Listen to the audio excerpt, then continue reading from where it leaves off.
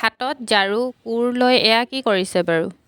আচলতে যোৱাকালি আছিলে আমাৰ ECA ডে অৰ্থাৎ এক্সট্ৰা কাৰিকুলাৰ এক্টিভিটি ডে। প্ৰত্যেক বছৰে এনুৱেল স্পৰ্টছ উইকৰ আগত এটা দিন আমাৰ স্কুলত টিচাৰ্ছ ষ্টুডেণ্ট ছিনিয়ৰ ষ্টুডেণ্টসকলে মিলি আমি এই ECA ডেটো পালন কৰোঁ। অৰ্থাৎ ইয়াত আমি ষ্টুডেণ্টসকলক শিকোৱা হয় ঝাৰু মৰা, মাটি খন্দা এই কামবিলাক কেনেকৈ কৰা হয় বা এই কামবিলাকৰ লগত আমি কেনেকৈ মিলিব পাৰোঁ সেই বিষয়েও তেওঁলোকক জ্ঞান দিয়া হয়। শিক্ষা দীক্ষাৰ লগতে সমাজৰ প্ৰতিটো পৰিস্থিতিৰ লগতে যাতে তেওঁলোকে নিজকে খাপ খুৱাব পাৰে, সেয়েহে তেওঁলোকক এই বিষয়ে অভিজ্ঞতা দিয়া হয়। আজিকালি যিহেতু ষ্টুডেণ্টসকল নিজৰ ঘৰৰ ভিতৰতে সীমাবদ্ধ থাকে, গতিকে বাহিৰৰ পৰিৱেশটো তেওঁলোকে বুজিব নোৱাৰে বা কেনেকুৱা হয় সেয়া জানিব নোৱাৰে। সেইটো কাৰণে আচলতে এইখিনি আমি তেওঁলোকক শিক্ষা দিবলৈ চেষ্টা কৰোঁ। নিজৰ চৌপাশটো চাফ চিকুণ কৰি ৰখাটো আমাৰে দায়িত্ব, নহয় জানো? স্কুল হৈছে এক পবিত্ৰ স্থান। স্কুলত ষ্টুডেণ্টসকলে জ্ঞান লাভ কৰিবলৈ আহে। নিজৰ স্কুলখনৰ চৌপাশটো যদি চাফ চিকুণ কৰি ৰাখে, তেতিয়াহে তেওঁলোকে গৈ ভৱিষ্যতে নিজৰ ঘৰ বা নিজৰ ৰুমটো ধুনীয়াকৈ চাফ চিকুণ কৰি ৰাখিব পাৰিব। লগতে নিজৰ চৌপাশ বা নিজৰ পৰিৱেশটো কেনেকৈ চাফ চিকুণ কৰি ৰাখিব লাগে সেই বিষয়ে সজাগ হ'ব। হাতত ঝাৰু লোৱাটো কোনো লাজৰ কথা বা বেয়া কথা নহয়। এই ক্ষেত্ৰত আমাৰ প্ৰিন্সিপাল, টিচাৰ্ছ, ষ্টুডেণ্টছ, হেল্পাৰ আটায়ে মিলি পিনে কামখিনি কৰোঁ কাৰণে একেবাৰে সোনকালে কামখিনি শেষ হৈ যায়।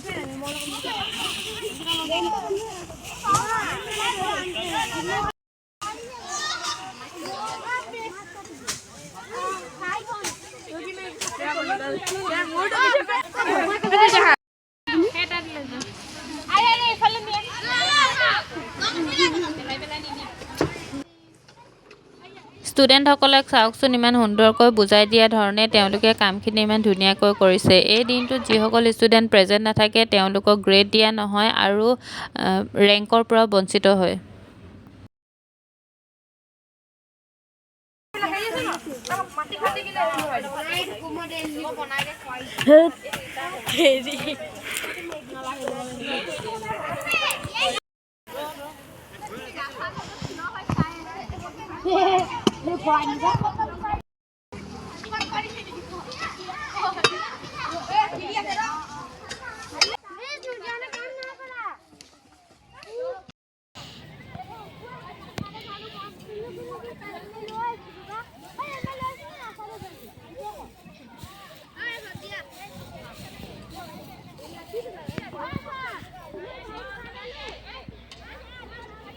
ভিডিঅ'টো ষ্টুডেণ্টসকলে অকণমান ক্লিপ ধৰি ৰাখিছিলে।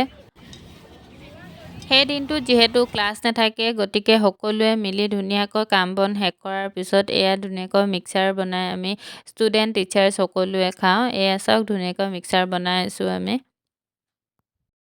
কাম শেষ হোৱাৰ পিছত আমি আটাই এনেকৈ মিলি পিনে মিক্সাৰ খালোঁ।